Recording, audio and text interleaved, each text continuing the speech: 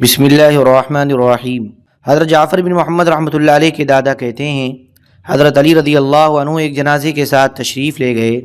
جب اس میت کو قبر میں رکھا جانے لگا تو اس کے گھر والے اور رشتہ دار سب اونچی آواز سے رونے لگے۔ حضرت علی رضی اللہ عنہ نے فرمایا، کیوں روتے ہو؟ غور سے سنو، اللہ کی قسم ان لوگوں کے مرنے والے نے اب قبر میں جا کر جو منظر دیکھ لیا ہے، اگر یہ لوگ بھی وہ منظر دیکھ لیں تو یہ اپنے مردے کو بھول جائیں۔ موت کے فرشتے نے بار بار ان لوگوں کے پاس آنا ہے یہاں تک کہ ان میں سے ایک بھی باقی نہیں رہے گا۔ پھر بیان کے لیے کھڑے ہوئے اور فرمایا، اللہ کے بندو، میں تمہیں اس اللہ سے ڈرنے کی وصیت کرتا ہوں جس نے تمہارے لیے مثالیں بیان کی، تمہاری موت کا وقت مقرر کیا اور تمہارے ایسے کان بنائے کہ ان میں جو بات پہنچتی ہے اسے سمجھ کر محفوظ کر لیتی ہے، اور ایسی آنکھیں عطا فرمائیں کہ جو کچھ پردے میں ہے اسے وہ ظاہر کر دیتی ہیں، اور ایسے دل دیے جو ان مصائب اور مشکلات کو سمجھتے ہیں جو ان کی صورتوں کی ترکیب میں ان کو پیش آتے ہیں، اور اس چیز کو بھی سمجھتے ہیں جس نے ان دلوں کو آباد کیا، یعنی ذکر الہی کو۔ اللہ تبارک و تعالیٰ نے تمہیں بیکار پیدا نہیں کیا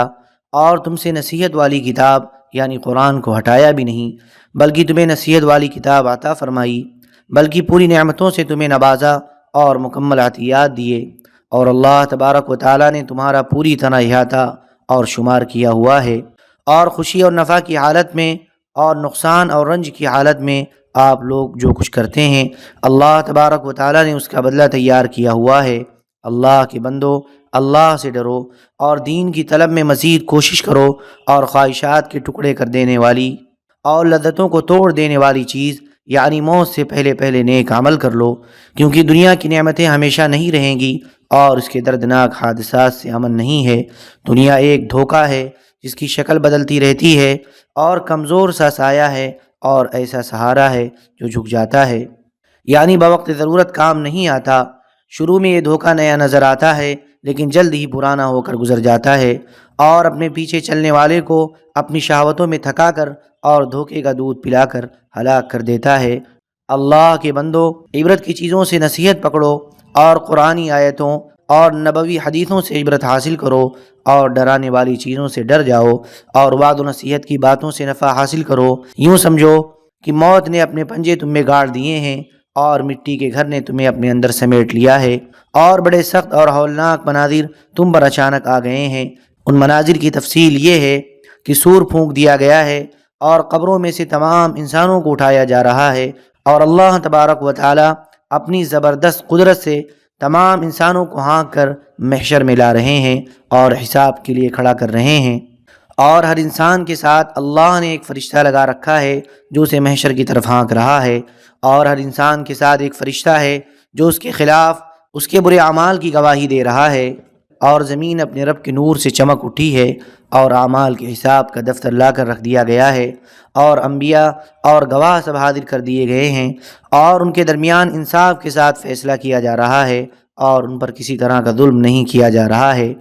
اس دن کی وجہ سے تمام شہر تھرا رہے ہوں گے، اور ایک اعلان کرنے والا اعلان کر رہا ہے، اور یہ اولین اور آخرین کی باہمی ملاقات کا دن ہے،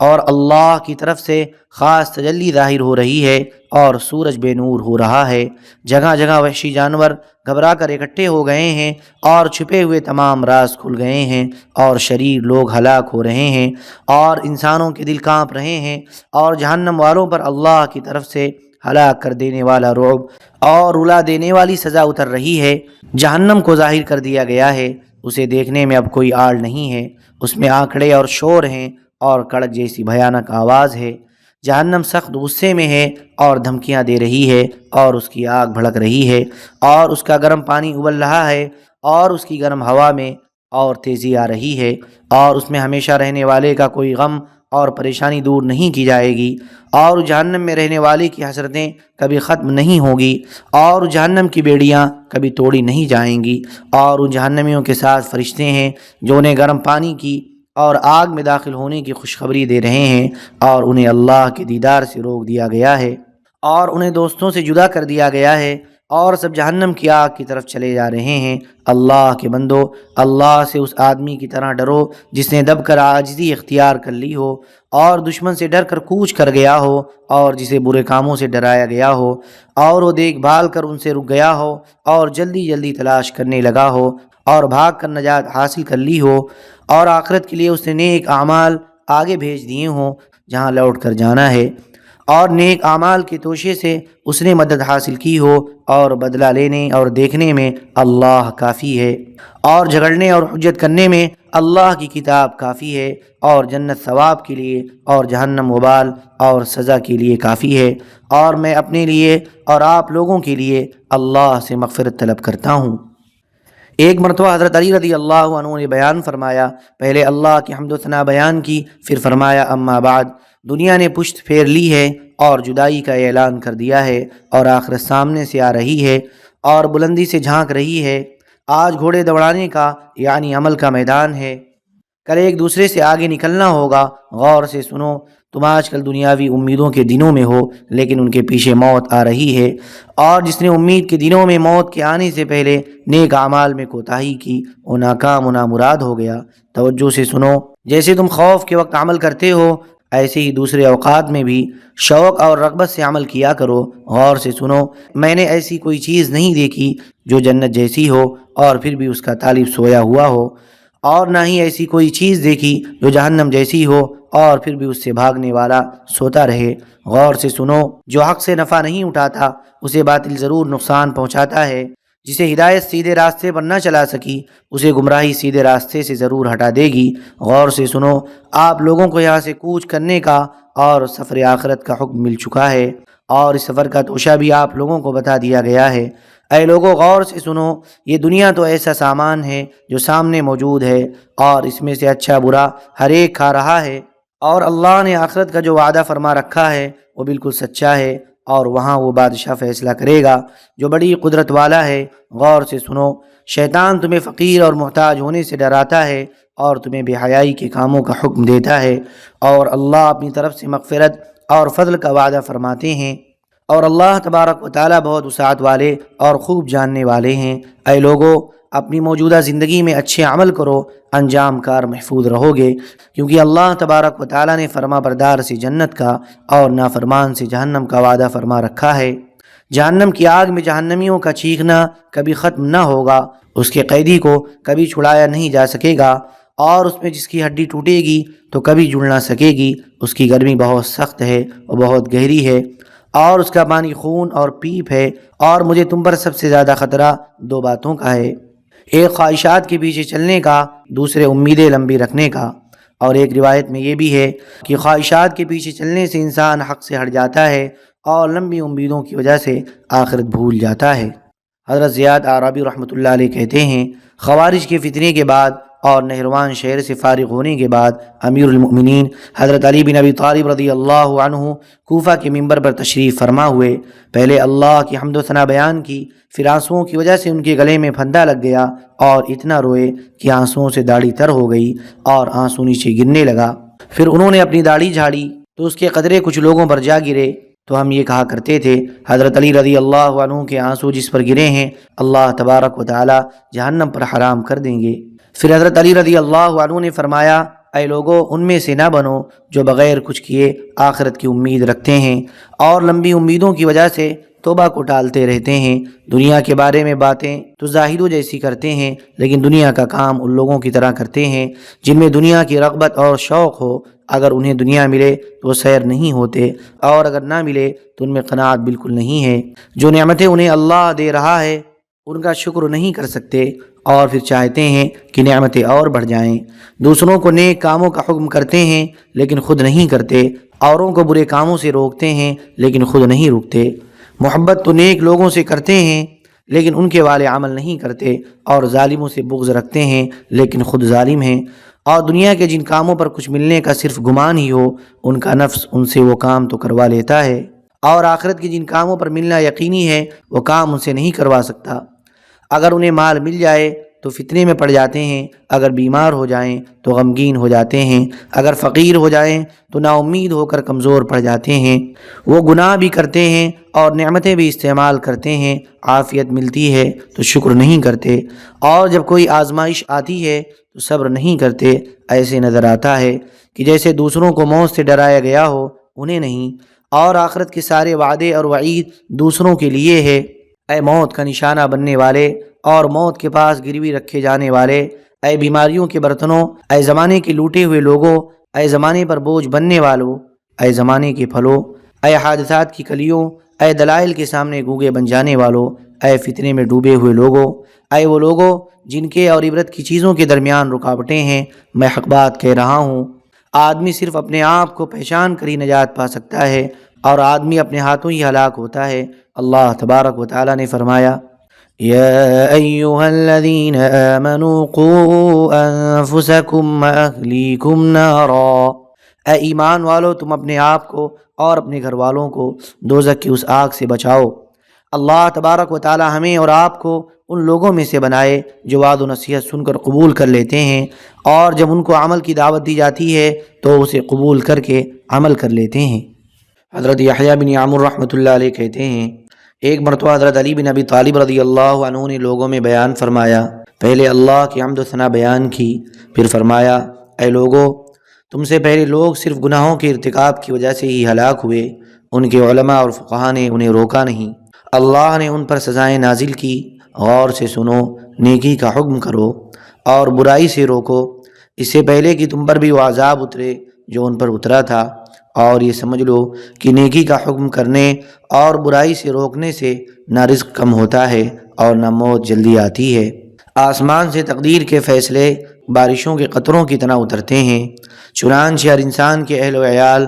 مال و جان کے بارے میں کم ہو جانے یا بڑھ جانے کا جو فیصلہ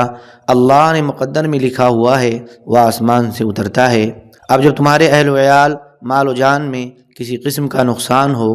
اور تمہیں دوسروں کے اہل و عیال، مال و جان میں نقصان کے بجائے اور اضافہ نظر آئے، تو اس سے تم فتنے میں نہ پڑ جانا۔ مسلمان آدمی اگر دنایت و کمینگی کا ارتکاب کرنے والا نہ ہو تو اسے جب بھی یہ نقصان یاد آئے گا وہ عاجزی، انکساری، دعا اور التجا کا مظاہرہ کرے گا، اور یوں اسے باطنی نفع ہوگا، اور کمینے لوگوں کو اس پر بہت غصہ آئے گا، جیسے کہ کامیاب ہونے والا جوئے باز تیروں سے جوا کھیلنے میں پہلی دفعہ ہی ایسی کامیابی کا انتظار کرتا ہے جسے خوب مال ملے اور تاوان وغیرہ اسے نہ دینا پڑے۔ ایسی ہی خیانت سے پاک مسلمان آدمی جب اللہ سے دعا کرتا ہے تو دو اچھائیوں میں سے ایک کی اسے امید ہوتی ہے کہ یا تو جو مانگا ہے وہ دنیا میں مل جائے گا، اور اگر وہ نہ ملا تو پھر اس دعا کی دنیا میں قبول نہ ہونے کے بدلے میں آخرت میں اسے ثواب ملے گا۔ جو اللہ کے پاس ہے وہ اس کے لیے بہتر ہے، یا پھر اللہ اسے مال دیں گے اور اس کے اہل و عیال میں خوب کثرت ہوگی اور وہ خوب مالدار ہوگا۔ کھیتی دو طرح کی ہے، ایک دنیا کی، دوسری آخرت کی۔ دنیا کی کھیتی مال اور بیٹے ہیں، اور آخرت کی کھیتی نیک اعمال ہیں، اور کبھی اللہ تبارک و تعالی بعض لوگوں کو دونوں قسم کی کھیتیاں عطا فرماتے ہیں۔ حضرت سفیان بن عیینہ کہتے ہیں، حضرت علی بن ابی طالب رضی اللہ عنہ کے علاوہ اور کون ایسا ہے جو یہ بات اتنے اچھے طریقے سے کہہ سکے۔ البدایہ کی روایت اسی جیسی ہے، اور اس کے آخر میں یہ ہے، یا تو اللہ تبارک و تعالیٰ اس کی دعا دنیا میں پوری کر دیں گے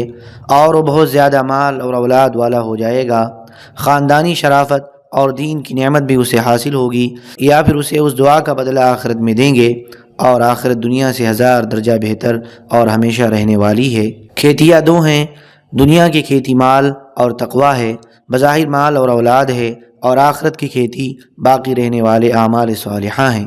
حضرت ابو وائل رحمۃ اللہ علیہ کہتے ہیں، ایک مرتبہ حضرت علی رضی اللہ عنہ نے کوفہ میں لوگوں میں بیان فرمایا، میں نے انہیں اس بیان میں یہ کہتے ہوئے سنا، اے لوگو،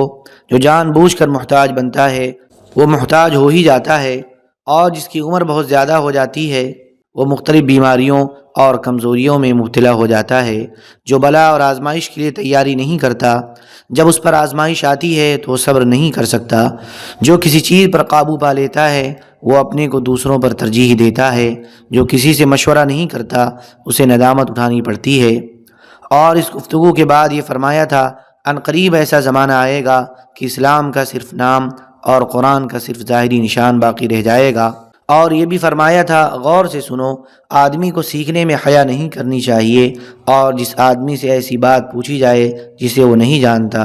تو اسے یہ کہنے میں حیا نہیں کرنی چاہیے کہ میں نہیں جانتا۔ تمہاری مسجدیں ویسے تو اس دن آباد ہوں گی، لیکن تمہارے دل اور جسم اجڑے ہوئے اور ہدایت سے خالی ہوں گے۔ آسمان کے سائے تلے رہنے والے تمام انسانوں میں سب سے برے تمہارے فقہا ہوں گے،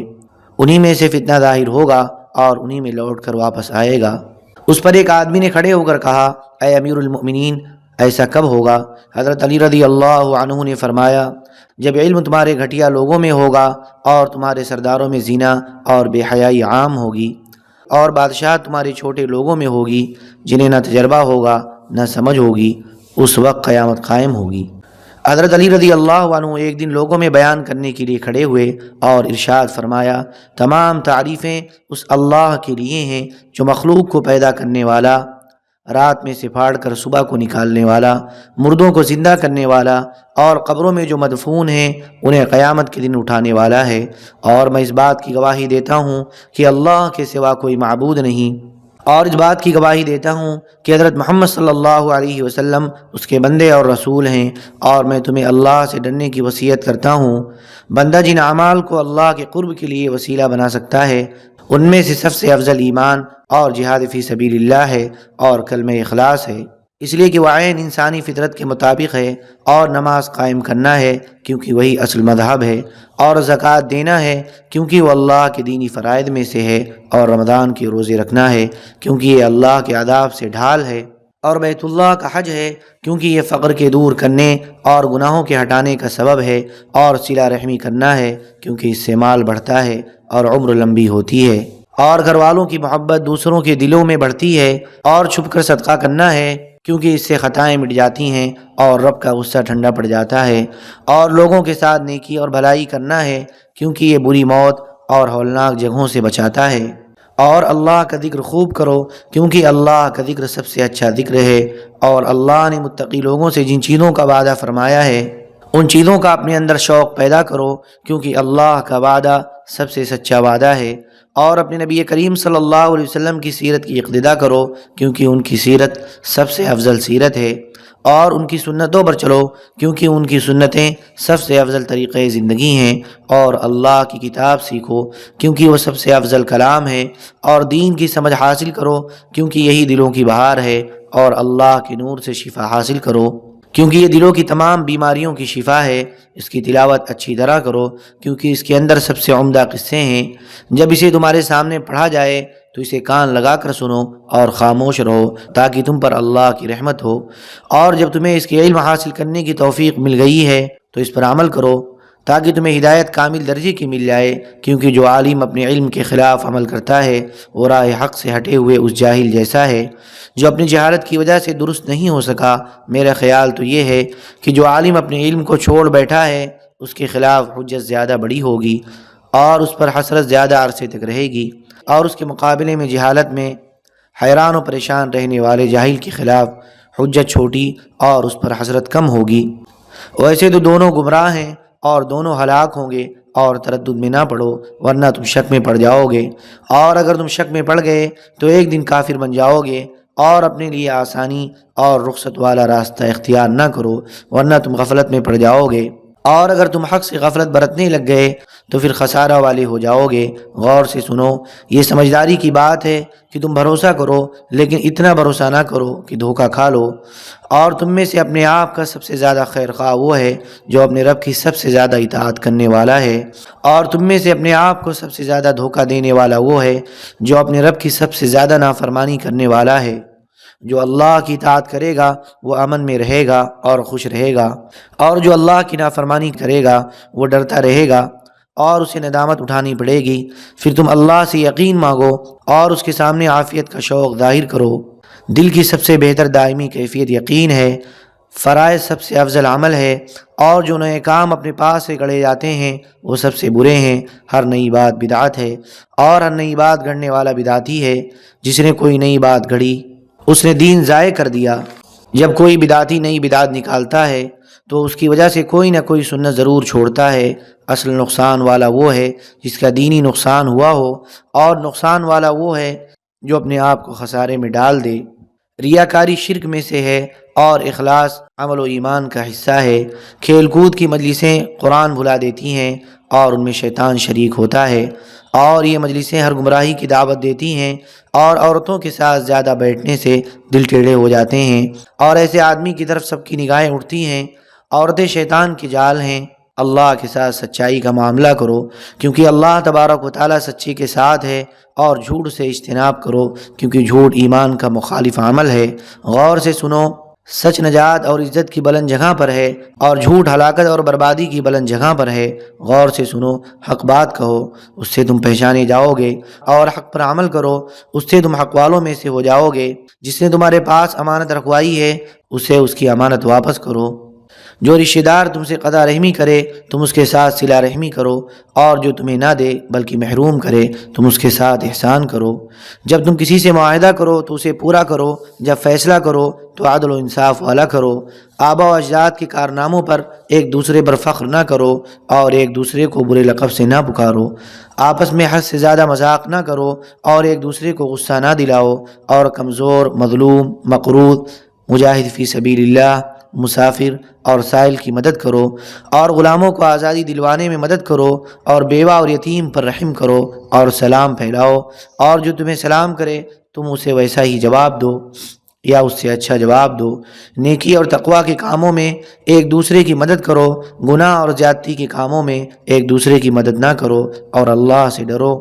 کیونکہ اللہ سخت سزا والا ہے۔ اور مہمان کا اکرام کرو، پڑوسی سے اچھا سلوک کرو، بیماروں کی عیادت کرو، اور جنازے کے ساتھ جاؤ۔ اللہ کے بندو، بھائی بھائی بن کر رہو۔ اما بعد، دنیا منہ پھیر کر جا رہی ہے، اور اپنے رخصت ہونے کا اعلان کر رہی ہے، اور آخرت سایہ ڈال چکی ہے اور جھانک رہی ہے۔ آج دوڑانے کے لیے گھوڑے تیار کرنے کا دن ہے۔ کل قیامت کو ایک دوسرے سے آگے بڑھنا ہوگا، اور آگے بڑھ کر جنت میں جانا ہوگا۔ اگر آگے بڑھ کر جنت میں نہ جا سکا تو پھر اس کا انجام جہنم کی آگ ہے۔ توجہ سے سنو، تمہیں ان دنوں عمل کرنے کی مہلت ملی ہوئی ہے، اس کے بعد موت ہے جو بہت تیزی سے آ رہی ہے۔ جو مہلت کے دنوں میں موت کے آنے سے پہلے اپنے ہر عمل کو اللہ کے لیے خالص کرے گا، وہ اپنے عمل کو اچھا اور خوبصورت بنا لے گا، اور اپنی امید کو پائے گا، اور جس نے اس میں کوتاہی کی اس کے عمل خسارے والے ہو جائیں گے۔ اس کی امید پوری نہ ہوگی، بلکہ امید کی وجہ سے اس کا نقصان ہوگا۔ لہذا اللہ کے ثواب کے شوق میں اس کے عذاب سے ڈر کر عمل کرو۔ اگر کبھی نیک اعمال کی رغبت اور شوق کا تم پر غلبہ ہو تو اللہ کا شکر ادا کرو، اور اس شوق کے ساتھ خوف پیدا کرنے کی کوشش کرو، اور اگر کبھی اللہ کے خوف کا غلبہ ہو تو اللہ کا ذکر کرو، کیونکہ اللہ نے مسلمانوں کو بتایا ہے کہ اچھے عمل پر اچھا بدلہ ملے گا، اور جو شکر کرے گا اللہ اس کی نعمت بڑھائے گا۔ میں نے جنت جیسی کوئی چیز نہیں دیکھی کہ جس کا طالب سو رہا ہو، اور جہنم کی آگ جیسی کوئی چیز نہیں دیکھی کہ جس سے بھاگنے والا سو رہا ہو، اور میں نے اس سے زیادہ کمانے والا نہیں دیکھا جو اس دن کے لیے نیک اعمال کماتا ہے، جس دن کے لیے اعمال کے ذخیرے جمع کیے جاتے ہیں، اور جس دن دلوں کے تمام بھید کھل جائیں گے، اور تمام بری چیزیں اس دن جمع ہو جائیں گی۔ جسے حق سے کوئی فائدہ نہ ہوا اسے باطل نقصان پہنچائے گا، جسے ہدایت سیدھے راستے پر نہ چلا سکی اسے گمراہی سیدھے راستے سے ہٹا دے گی، جسے یقین سے کوئی فائدہ نہ ہو اسے شک نقصان پہنچائے گا، اور جسے اس کی موجودہ چیز نفع نہ پہنچا سکی اسے اس کی دور والی غیر حاضر چیز بالکل نفع نہیں پہنچا سکے گی۔ یعنی جو براہ راست مجھ سے بیان سن کر فائدہ نہ اٹھا سکے وہ میرے نہ سنے ہوئے بیانات سے تو بالکل فائدہ نہیں اٹھا سکے گا۔ تمہیں کوچ کر کے سفر میں جانے کا حکم دیا جا چکا ہے، اور سفر میں کام آنے والا توشہ بھی تمہیں بتایا جا چکا ہے۔ توجہ سے سنو، مجھے آپ لوگوں پر سب سے زیادہ دو چیزوں کا ڈر ہے، ایک لمبی امیدیں، دوسرے خواہشات پر چلنا۔ لمبی امیدوں کی وجہ سے انسان آخرت بھول جاتا ہے، اور خواہشات پر چلنے کی وجہ سے حق سے دور ہو جاتا ہے۔ توجہ سے سنو، دنیا پیٹ پھیر کر جا رہی ہے اور آخرت سامنے سے آ رہی ہے، اور دونوں کے طالب اور چاہنے والے ہیں۔ اگر تم سے ہو سکے تو آخرت والوں میں سے بنو اور دنیا والوں میں سے نہ بنو، کیونکہ آج عمل کرنے کا موقع ہے لیکن حساب نہیں، کل حساب ہوگا لیکن عمل کا موقع نہیں ہوگا۔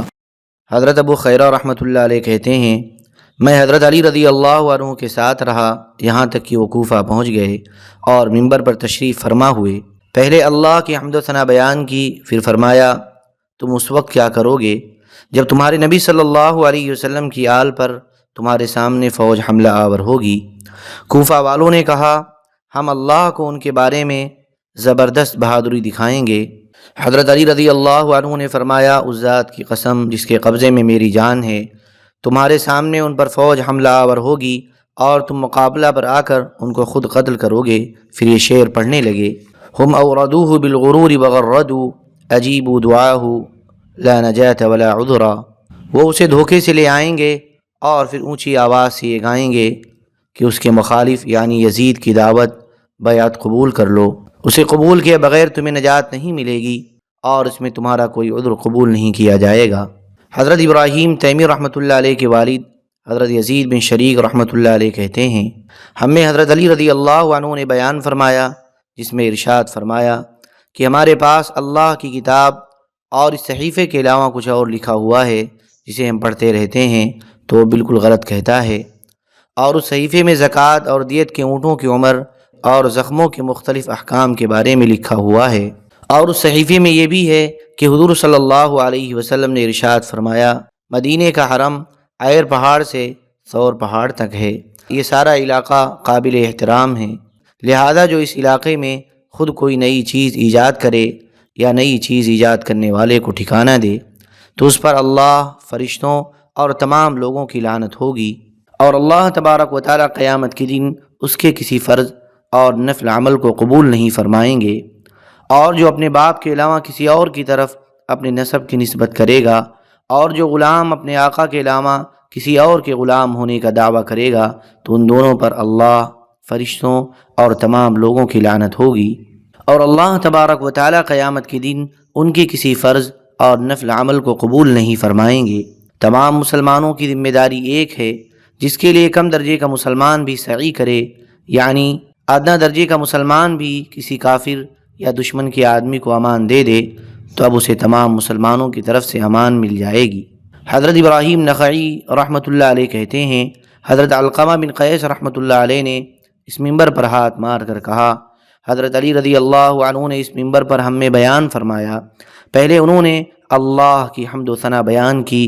اور کچھ دیر اللہ کی ذات و صفات کا تذکرہ کیا، پھر فرمایا حضور صلی اللہ علیہ وسلم کے بعد تمام لوگوں میں سب سے بہتر حضرت ابو بکر رضی اللہ عنہ ہیں، پھر حضرت عمر رضی اللہ عنہ ہیں، پھر ہم نے ان کے بعد بہت سے نئے کام کیے ہیں جن کا اللہ ہی فیصلہ کرے گا۔ حضرت ابو جحیفہ رضی اللہ عنہ فرماتے ہیں حضرت علی رضی اللہ عنہ منبر پر تشریف فرما ہوئے، پہلے اللہ کی حمد و ثنا بیان کی، پھر نبی کریم صلی اللہ علیہ وسلم پر درود بھیجا، پھر فرمایا حضور صلی اللہ علیہ وسلم کے بعد اس امت میں سب سے بہترین آدمی حضرت ابو بکر رضی اللہ عنہ ہیں، پھر دوسرے نمبر پر حضرت عمر رضی اللہ عنہ ہیں، اور اللہ تبارک و تعالی جہاں چاہتے ہیں خیر رکھ دیتے ہیں۔ مسند احمد میں حضرت وہاب سوائی رضی اللہ عنہ سے اسی کے ہم معنی روایت مذکور ہے، البتہ اس میں یہ مضمون نہیں ہے کہ پھر ہم نے بہت سے نئے کام کیے، اور اس میں حضرت علی رضی اللہ عنہ کا یہ فرمان ہے کہ ہم اس بات کو بے عینی نہیں سمجھتے تھے کہ حضرت عمر رضی اللہ عنہ کی زبان پر فرشتہ بولتا ہے۔ حضرت علقمہ رحمۃ اللہ علیہ کہتے ہیں حضرت علی رضی اللہ عنہ نے ہم لوگوں میں بیان فرمایا، پہلے اللہ کی حمد و ثنا بیان کی، پھر فرمایا مجھے یہ خبر پہنچی ہے کہ کچھ لوگ مجھے حضرت ابو بکر اور حضرت عمر رضی اللہ عنہ پر فضیلت دیتے ہیں، اگر میں اس کام سے لوگوں کو منع کر چکا ہوتا تو آج میں اس پر ضرور سزا دیتا، اور روکنے سے پہلے سزا دینا مجھے پسند نہیں۔ بہرحال اب سن لیں کہ آئندہ میرے اس بیان کے بعد جو بھی اس بارے میں ذرا سی بھی بات کرے گا وہ میرے نزدیک بہتان باندھنے والا ہوگا،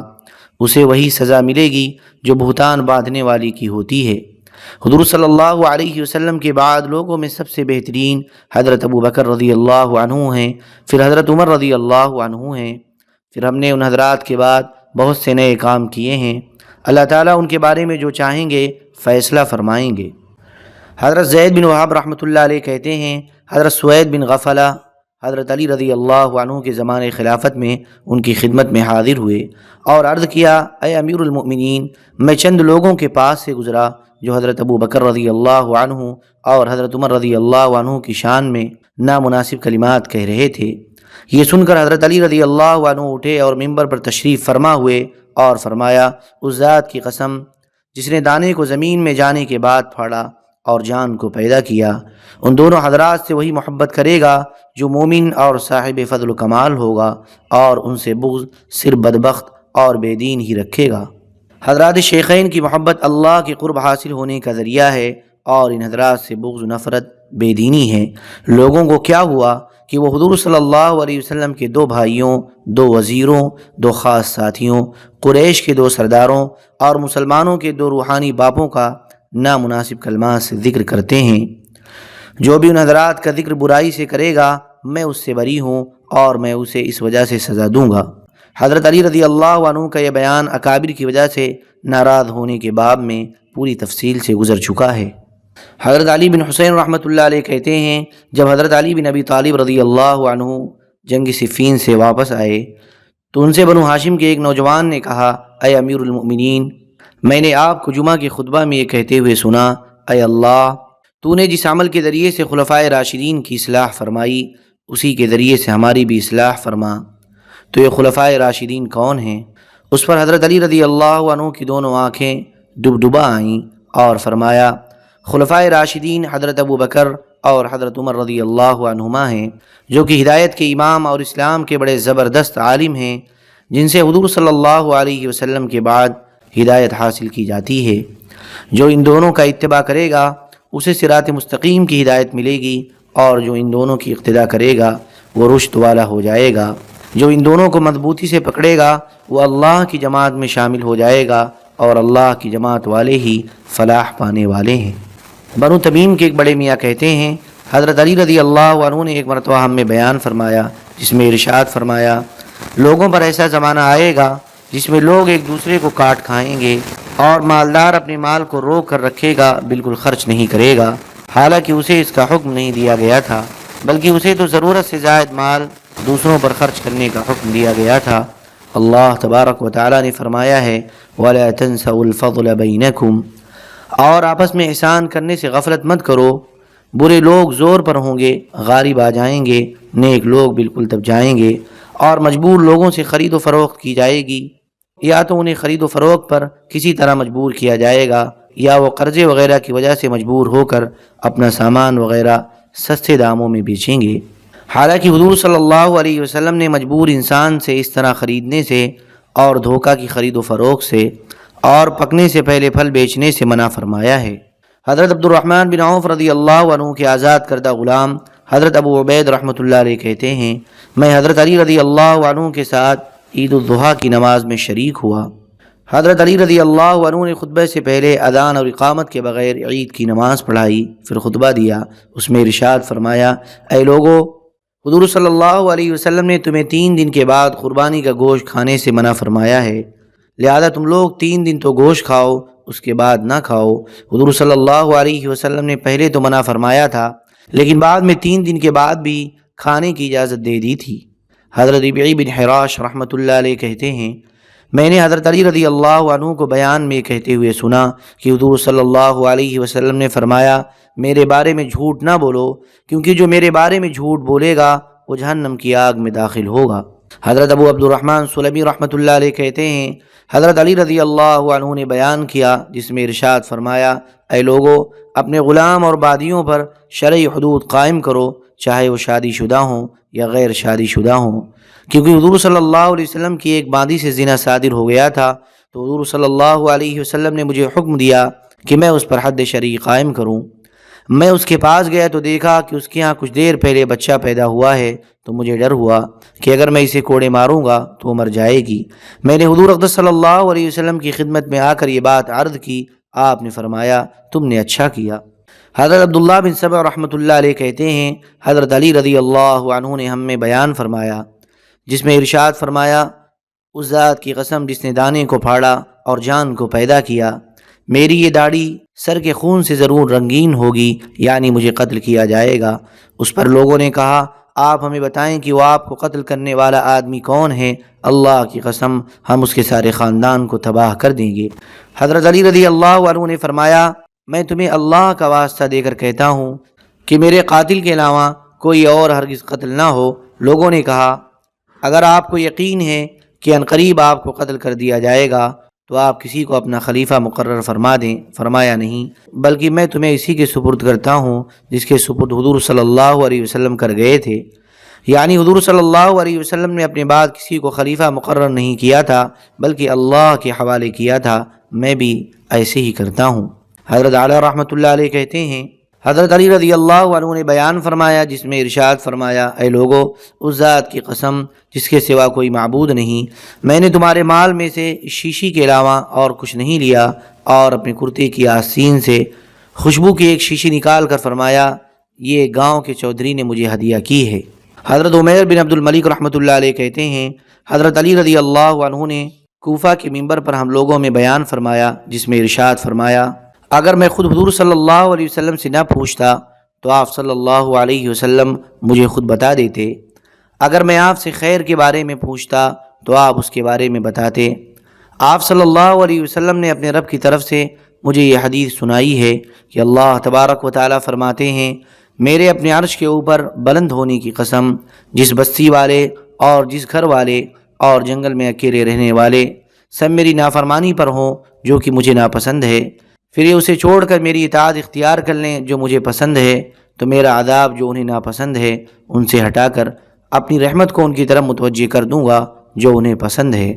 اور جس بستی والے اور جس گھر والے اور جنگل میں اکیلے رہنے والے سب میری اطاعت پر ہوں جو مجھے پسند ہے، وہ اسے چھوڑ کر میری نافرمانی اختیار کر لیں جو مجھے ناپسند ہے، تو میری رحمت جو انہیں پسند ہے وہ ان سے ہٹا کر اپنا غصہ ان کی طرف متوجہ کر دوں گا جو انہیں ناپسند ہے۔